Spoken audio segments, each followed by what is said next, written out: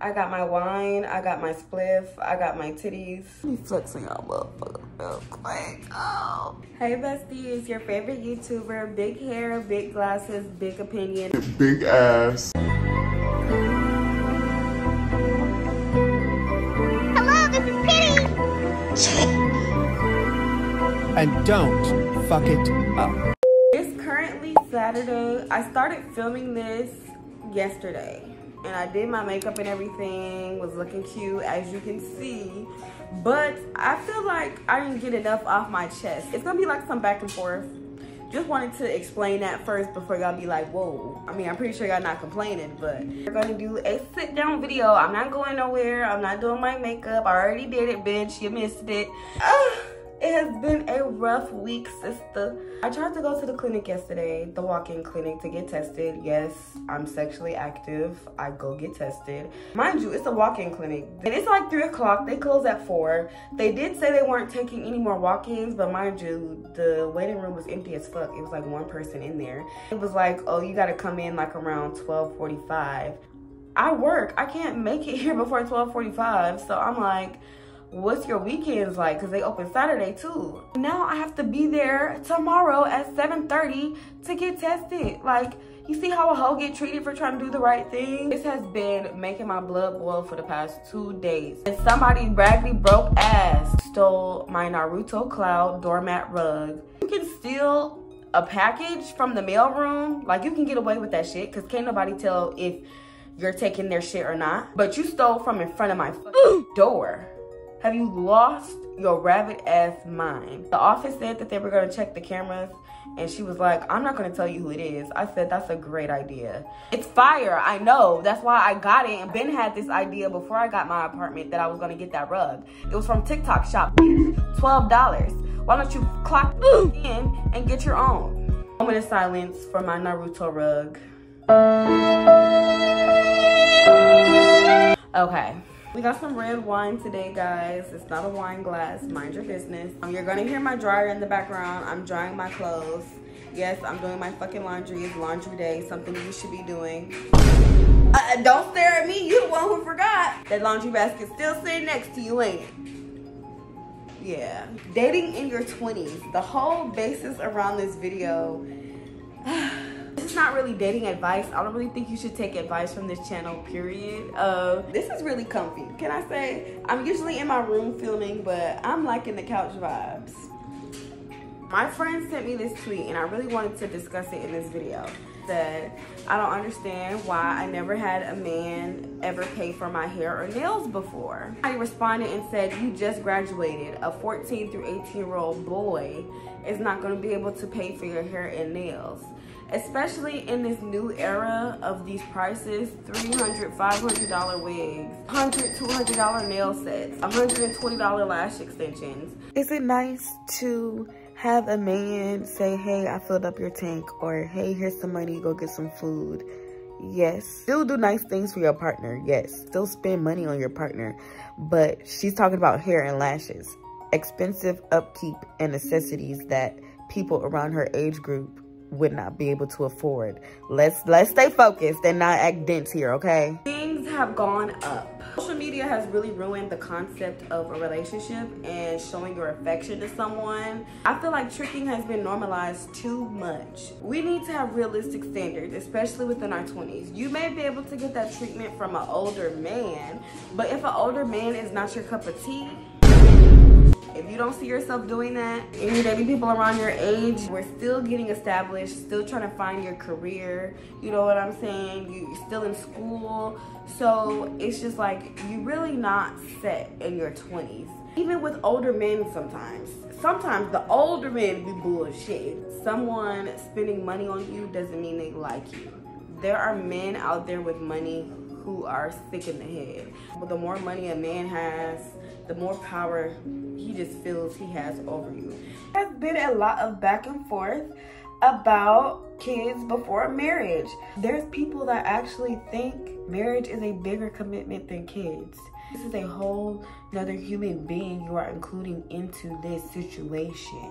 You're bringing into this world A marriage you can leave at any time. Like, of course, nobody wants to get fucking divorced. Kid, you can't just walk away from a kid. People still do it, but that is 18 years of commitment, even after they're 18. Bitch, I'm 24 and a bitch still be calling her mama for help. And why do women think it's such a one-up when they have a man's baby? Girl, that is not a flex. You do not get a one-up just because he got you pregnant. You just have a child. What are you doing to the girls that's dating a man with a baby mama? I'm at that age, y'all. I'm getting to that age. I'm meeting men who have kids. The baby mom will probably think she got some power or something just because she has his kid. This nigga ain't shit. You the one that gotta see his face every day, not me. And then you gotta see his face in that kid too. I know they look just like their damn daddy. Not too much on my mommies though. I do love my mommies. I just hate a bitter ass baby mama. That's a story for another day. A baby changes a relationship so much. I don't know. If you prefer me putting my life on the line and ruining my body over marrying me, I don't know. I'm gonna slide out of out of you. You can't go out like you used to, travel like you used to, in the beginning at least. Intimacy is not the same. You guys may get into arguments about little stuff. There's nothing wrong with being with someone, and if you feel like you're ready to have a kid, do so. There's no specific timeline on how you should do things, but at least have a plan to get married. I wouldn't have kids before marriage, period, myself, but sometimes shit happens. I'd rather marry a person and fill them out before I feel like I want to have a kid with you. I want to see how you are as a man before I can bring my children around you, you know what I'm saying? And it's not even like that, but it's kind of, it's like, yeah, because people do it to their own kids. If you're your own parents, no shade to co-parents or like separate parents. I just feel like it's a lot of children that is gonna have to go through that, and it's not fair. Children deserve a two-parent household. It's healthier for them. I say like when y'all both decide, I don't mean those motherfuckers that be like, oh, I want to put a baby in you. Like, don't fall for that shit. Probably told 3 other that. If a nigga tell me he gonna put a baby in me, I'm dialing 911. Help. No! Don't you ever threaten me like that again in your life. Ugh. Disgusting. A baby by you? Ugh. Brother, ugh. And I also saw this post that said, we live in a generation where people would rather sit on someone's face on the first date than be in a committed relationship. I mean, I would much prefer to sit on somebody's face myself, but a committed relationship would be nice. Like, I definitely would prefer to sit on the same face every day. I wanted to clock to you about this whole 50-50 discussion. Once again, I want us to be realistic here. Don't get me wrong, there are men out there who plan to or do provide everything in the household. But if there is a couple that is deciding they want to do their bills a certain way, I feel like you should let that be their business. Especially in this economy, you have to stick together. But if you bring 50-50 into the discussion, it has to be 50-50 all around. Cooking, the cleaning, taking care of the kids. We're doing 50-50 and we're doing this, we're doing it all in. The same men that be preaching 50-50 be the same ones that can't even do 80-20. You're not paying shit. What do you mean? Men that preach 50-50 be the same ones that be like, oh, well, I'm gonna travel internationally and get me a woman because I'm tired of these American women. If you think you about to play with somebody's daughter, you can't go out the country trying to be-wed somebody's daughter and you're a bum. Me personally, my name gotta be on something. I feel like a man paying all the bills, it gives him too much power. You ain't kicking me out my shit. Taking control over me. Feel like I need you at some point. Like, my name gotta be on something.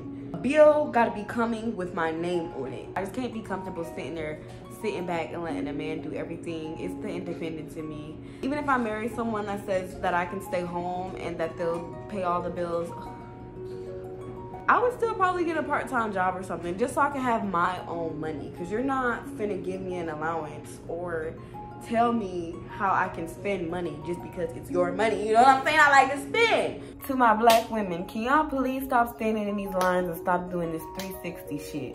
Does this body look like it needs to do a 360? I wish you could see this in 360. She think from the front. What? 360 my ass. 360 this ass. We losing the plot. They is behind our backs cuffing white girls while they got you in line standing doing a 360. Wake up. Get off my couch. What's he doing? He has his nails in my couch.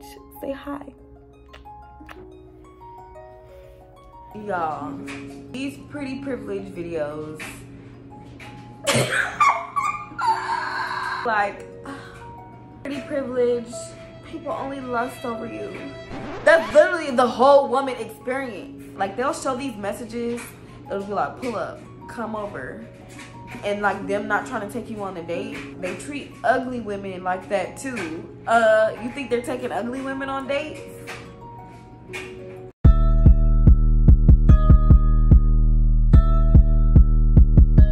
Pretty bitches be getting on my nerves sometimes. Be ruining it for the other pretty bitches by doing shit like this.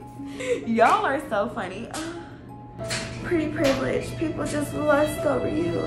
And they lust over anybody. They just trying to hunt. Is anybody home? I also came across this video. I think being a black woman, and being with you as a white man, that really exacerbated my feeling of having to be on all the time, because I've only been with black men, really. The men that I grew up with, even if I didn't date them, they were a certain type of guy, like a tough guy. Yeah. You know, a hard guy. What'd you say to me, bitch? Kind of guy. Because you're not like that. I felt like I had to adopt those hyper masculine traits, and that put me in a place where I felt like I had to be hard for myself, for my own protection, because you weren't hard to the world. Nah, bro, funny as hell, because all she said was, I think being a black woman, I think being a black woman, yeah,